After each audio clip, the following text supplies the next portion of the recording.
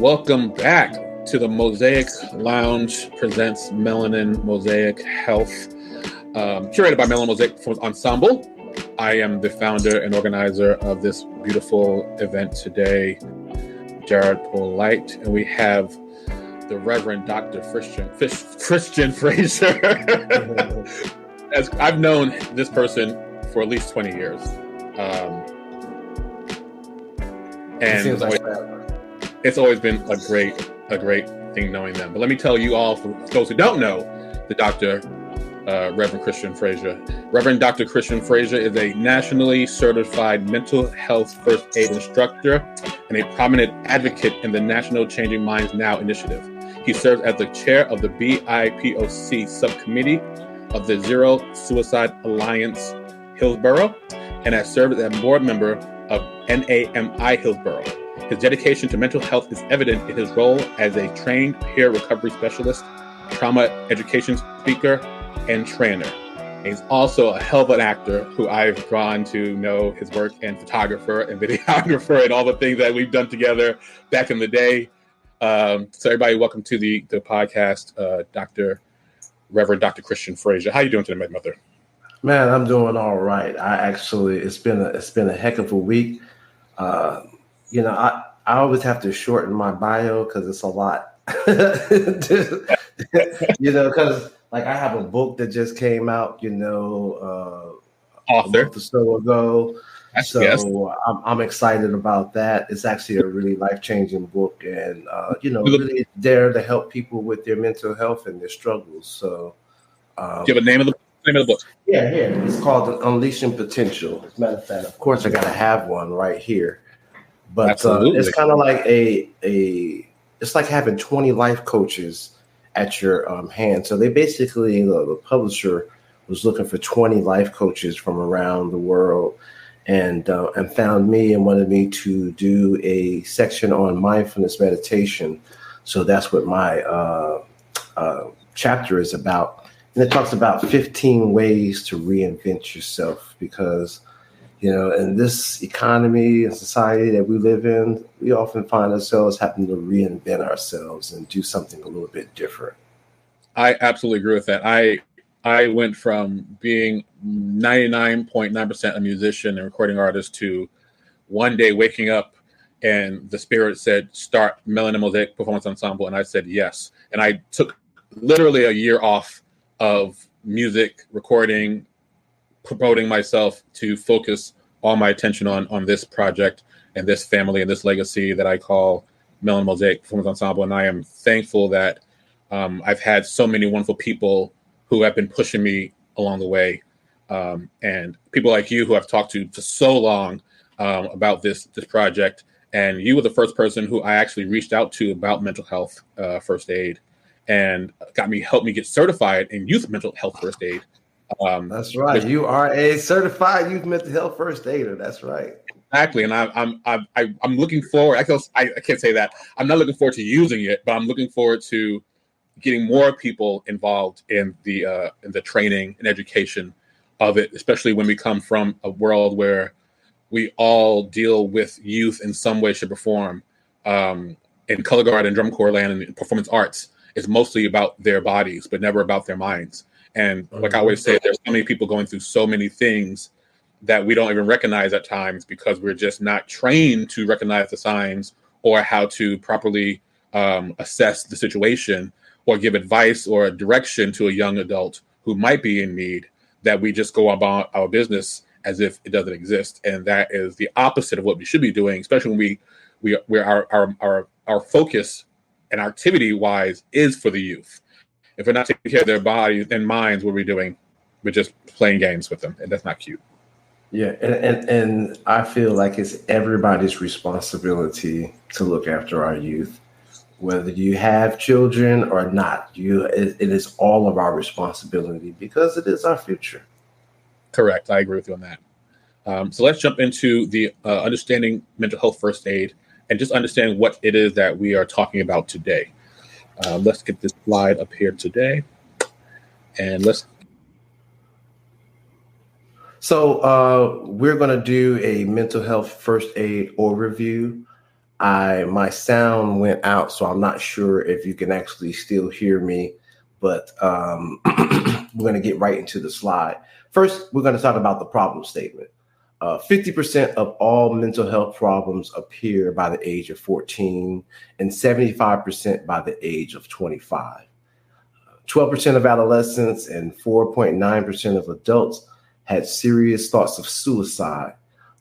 69% of youth ages 12 to 17 said they experienced a major depressive episode during the first year of the pandemic. And 45.2% of adults with a mental illness perceived the pandemic to have harmed their mental health. And then that's not all. The Black and Latinx children were about 14% less likely than white youth to receive treatment for their depression. Approximately 50 to 75% of youth in the juvenile justice system meet the criteria for a mental health disorder. And over 25% of Black youth exposed to violence have proven to be high risk for post-traumatic stress disorder. These are some of the issues and the problems that are out there. And again, in 2019, suicide was the second leading cause of death for African Americans ages 15 to 24. For Native Hawaiian Pacific Islanders 15 to 24, suicide was the leading cause of death. Self-reported suicide attempts rose nearly 80% among Black adolescents between 1991 and 2019. While the prevalence of attempts did not change significantly among those races and other ethnicities. And then if we look at some of the LGBTQIA plus youth statistics in mental health, the Trevor Project does a survey every year. And what they have found is nearly half of LGBT youth between the ages of 13 to 17 experienced bullying in the past year. And those who did report significantly higher rates of attempting suicide. And then also more than 1 in 10, 12% of LGBT young people attempted suicide in the last year. So those are some of the statistics. But let's talk a little bit about what is mental health first aid. I don't think that you can actually see that screen, or the video is not allowing me to play. So I'm actually going to go up to another screen so I can let you see this video. Give me one moment. Yeah, there's definitely a huge gap in education for the information about mental health first aid and mental health as a statistic, because there have been so many Black and maybe Latino folks who always say, walk it off, you'll be fine. It's just whatever, and never acknowledging the fact that there might be a problem that needs to be addressed. Unfortunately, I've had people in my life, in my family, who have had episodes of distress when it comes to mental health, and it was never addressed in my family, so that way no one really recognized the signs until it was in your face, and it was like, okay, now you're cutting yourself. And we now have to address it because we didn't recognize the signs for 10 years, especially as an adolescent. And now we are dealing with it at a rapid rate. Like you said, these numbers are triggering to a lot of people who are like, wow, I didn't even know. And, it does affect everybody, and not just the people who have to deal with it. And we definitely need to make sure that we are always bringing it to the forefront. No, we definitely do. And the stigma, I'm not going to even go through the video itself, but the first video that I have here is Michelle Obama. Michelle Obama actually took the mental health first aid training and mentioned that the National Council of Wellbeing, which I am a part of, we actually train 3 million people in the United States. We've hit that milestone. We're close to training 4 million people, and our goal is to train 1 in 15 people in the United States. Mental health first aid is basically just CPR for mental health. And what it does is it's a skill-based training course that teaches participants about mental health and substance abuse challenges, how to create a new path for resilience and well-being, reduce stigma and discrimination. Because like you said, we don't really talk about it in certain communities because there's a certain stigma attached with mental health. So when we show ourselves vulnerable, typically the community has either made fun or they look at you differently. So what we have to do is we have to normalize the conversations about mental health and also normalize the conversations about people being in distress. And I use this example is like, if you were in a restaurant and somebody was, choking, you probably have 3 or 4 people who would actually come to the rescue that know CPR.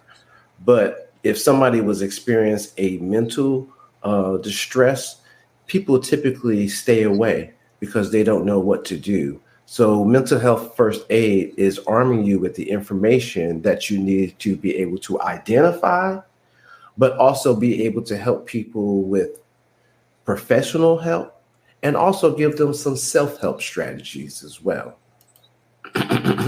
And the reason why we want to do this, and if you look at this slide, is because we realize, especially with youth, is that if we can help a young person through a mental health crisis, it's more than likely, it's less than likely than that distress or emergency is going to turn into a long-term mental illness.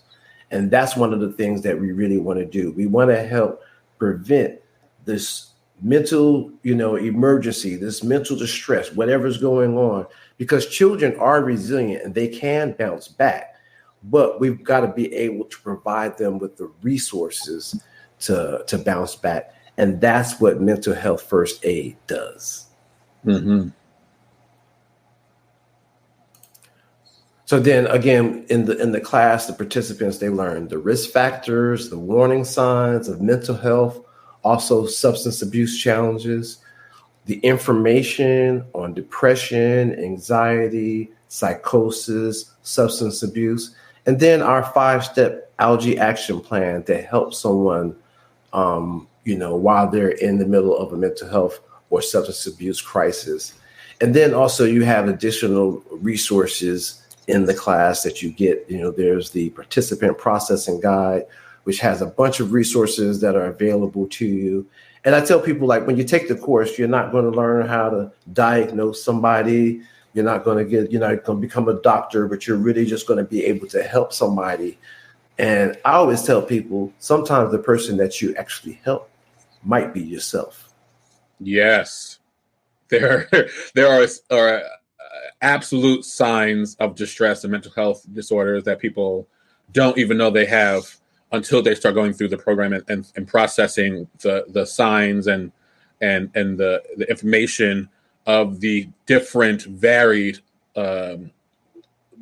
box of mental health disorders that you don't know that does resemble a lot of me.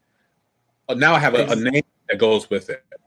Exactly. You start realizing, like, hey, maybe I should. And then a lot of people that take the course, they start realizing that, especially those that have kids at home, start realizing that maybe I should start talking to my children a little bit better. Maybe I should have a different conversation with them. So mental health is like this. And there's a book about the African American Guide to Mental Health. And Dr. Rita Walker, she talks about how it's like the African frog in the pot. And it's like, if you put a frog in a pot of hot water, they're going to jump out immediately. Mm-hmm. But if you put a frog in a pot of cold water and you adjust the temperature, what happens is that we adjust to every level of temperature. And that's what happens when we start adjusting to every level of stress. And then before you know it, it's boiling hot, but then it's too late to jump out. And then that's when we have people going to the hospital, really mental health challenges, so many Black and brown people are going to the emergency room to handle mental health as opposed to going to the doctor and taking preventative measures with mental health.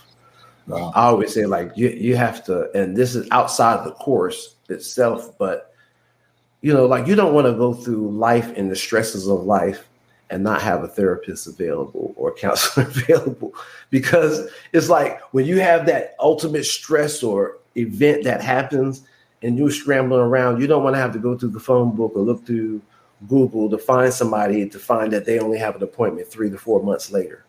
You know, yes. you want to establish a relationship so they know you. You just say, I need some help now. And you say, I need to talk to you tomorrow. And you know, they can make, you know, accommodations in their schedule because you have a relationship with them. And, you know, and I tell people, like, therapy is so amazing. It's like preventative maintenance. And if you have relationships, like, sometimes it's validation. Like, I knew I was right in feeling the way that I do, you know, like it's like giving you that validation and making you feel better and confident about yourself. It's not always about dealing with issues in the past. I tell people, like, you should just go to therapy when things are okay. Yes. Preach. Yes. When things are okay, go to therapy. Because part of that self-care. Mm-hmm. Yes, it is a part of self-care. It is a part of that maintenance that you do. So that way, when things do come along with that, you know, like, life is like a bucket full of water. And then when that brick comes along, it gets your bucket, everything just overflows, and you got to be able to learn how to be able to deal with that. And we weren't taught coping skills. We weren't taught resilience in school, in K through 12, or even in college.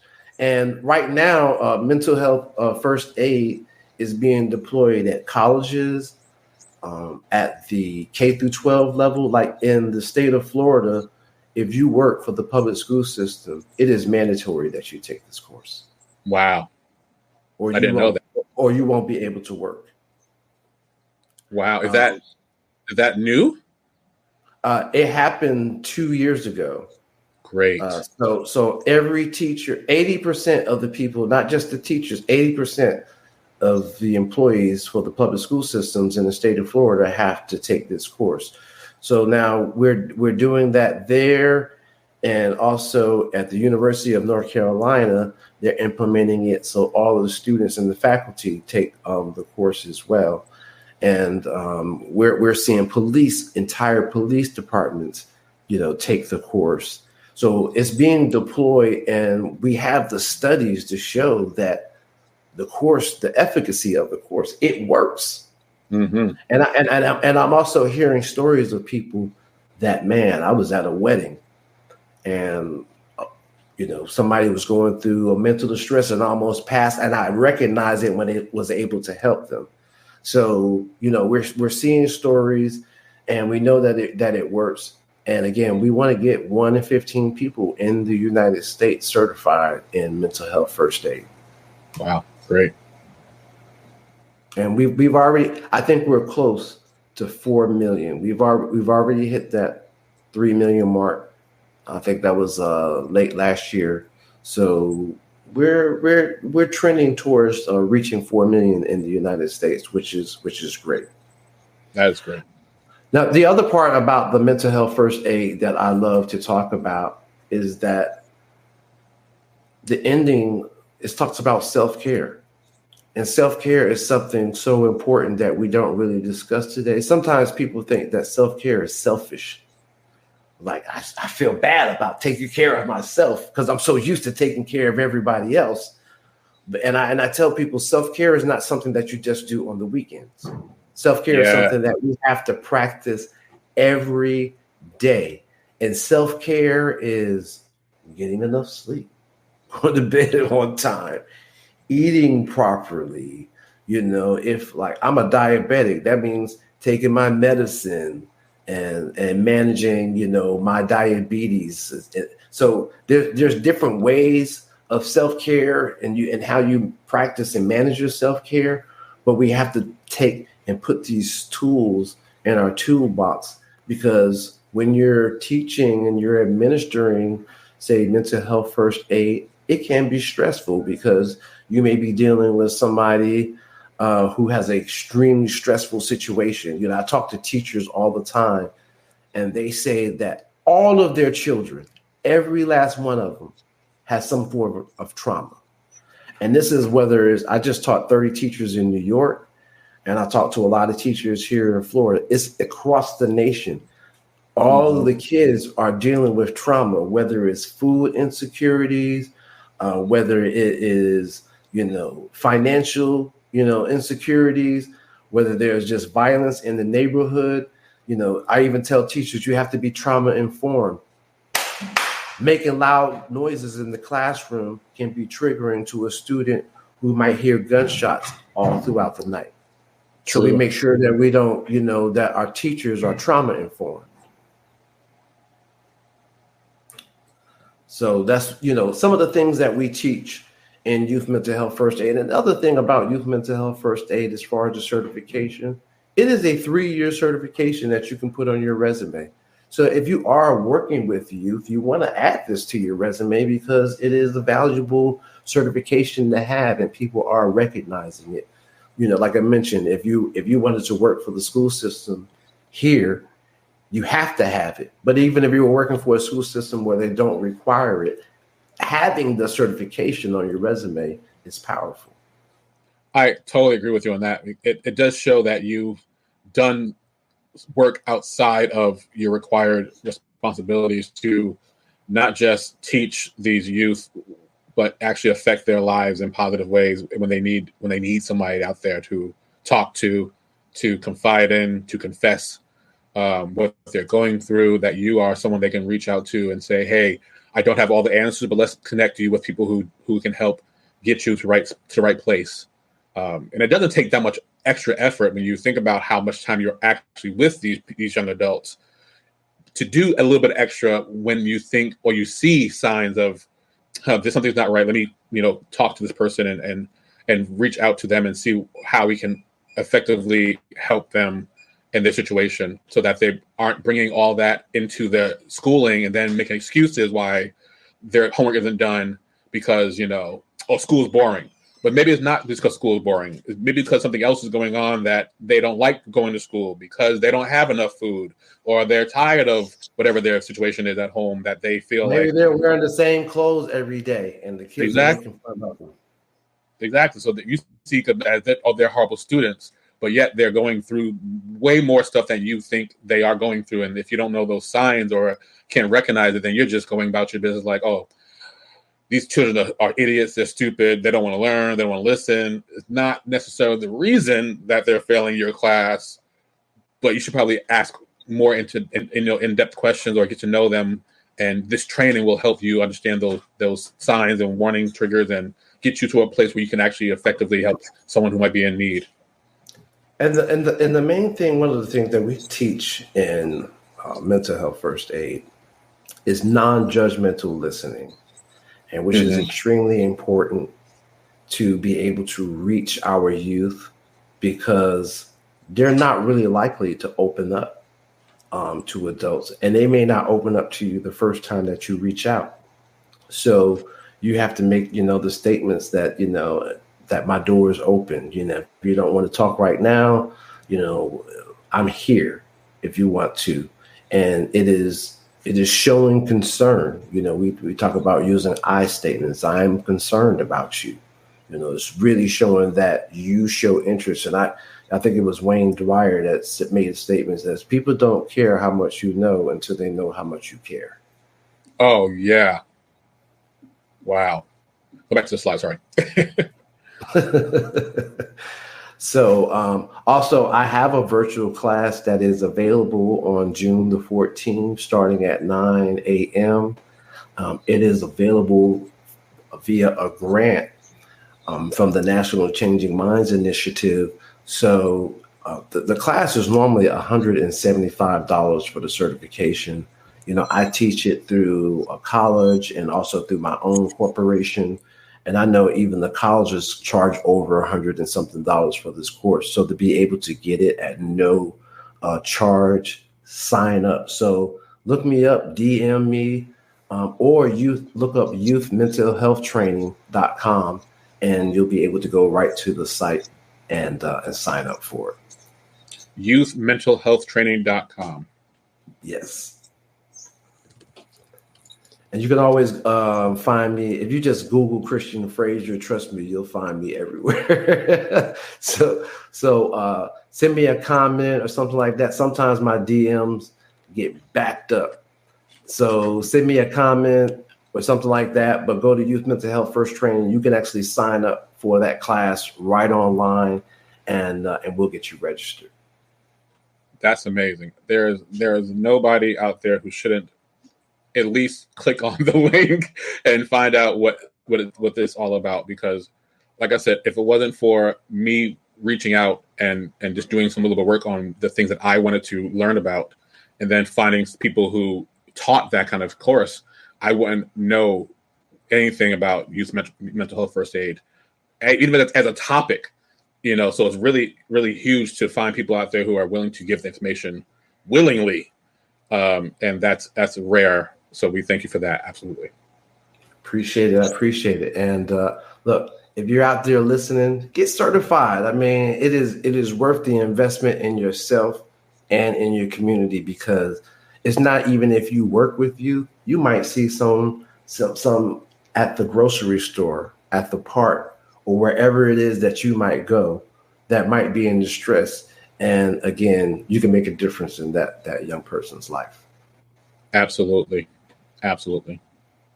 But I thank you for the opportunity, and I hope to see a lot of those faces from Mosaic in the class, because it's going to be exciting. We're going to have some fun. Yeah, again, youthmentalhealthtraining.com, youthmentalhealthtraining.com. I took the youth mental health training. When did I take it? It seems like last year, late last year. Like December. No, I think around November time frame. And it was for the training that I went through, the certification training. I think I did like 3 hours online, and then we had a 6-hour class one day. And it is like two hours pre-work that you do. Yep. And then there is 2.5 hours of pre-work, and then there's 5.5 hours of actual classroom instruction online. Yeah, and it wasn't institutional at all. It was people there who really wanted to know, people like yourself who were giving the information. And when you start doing the work, you realize, this is something I didn't know. And it definitely affected the ideas going forward for Melanin Mosaic from Ensemble to not only put mental health as a priority, but to actually do the work in getting more people involved, to the point where I would love to eventually start a peer specialist training program through, people like yourself, to get more people involved in helping the youth in our marching art activity, who might not be comfortable talking to adults because they don't want to be a burden, or they don't want to be shunned or made to be a problem child. Or those are the reasons why youth don't want to talk. I don't feel like I don't want to get my parents upset, or I don't want I don't want to put too much on them, or maybe my parents are already going through a lot and I don't want to put any more on them. There's so many reasons why. And that is the other reasons why we have this training, but we also have launched teen mental health first aid. And I know that I'm going to be launching that in this area too. So we're teaching teens between the ages of 15 to 18 how to help their peers out, because they're maybe more likely to talk to their peers about mental health issues than they will be to an adult. So we're also arming teens with mental health first aid training, so that they can aid in the crisis. That is spectacular, and I would love to do my part. Whenever you're ready to launch that, just let me know, and we'll make sure that we get some people into that kind of program, as well as the youth mental health training programs and the mental health training programs, because, like I said, there's always room to improve not just the body but the minds of our communities, especially performing communities where you're asking people to put away all their stuff. It's stressful anyway to perform all the time as somebody who's been in Hollywood for 20 plus years. The pressure to perform all the time and to be on all the time can be extremely stressful. So definitely for our entertainment community, those in the creative arts. And last, I have to say this. We have a new resource in the United States. It's called 988. And it is not widely known. So I always make sure that I mention it, because if you are having a mental health emergency, you can call or text 988 at any time. And there are counselors available on the other line that you can speak to, talk to. And then they have different, like if you press 1 for veterans, I believe if you press 2 for LGBTQIA plus support. So there are people that are available 24 hours, text, talk for you. So I just want to make sure that you know that that resource is available. 988. Please use it if you feel like you or someone else might be in distress, because we are in this all together. Save it in your phone. Save it in your phone. Put it in your phone and save it, because you never know when you might need it. I'm gonna make sure we start putting that on our mental health initiatives, and make sure that number is saved into many people's phone as possible. Thank you again so much, Christian. You have been a life-changing person in my life. Not just mental health, but just being there whenever I need you. You like drop down. You're like, yeah, I got you. So again, this is an amazing workshop. Please give your time, give your energy, give your being to helping others if you can, and we will always be a better community for it. All right. Enjoy the rest of your Saturday. Happy Memorial Day weekend, everyone. Happy weekend, everybody. Take care. This is Jared Polite for Melanin Mosaic Health, part of the Melanin Mosaic Ensemble Mental Health Series. We'll see you next time. Goodbye.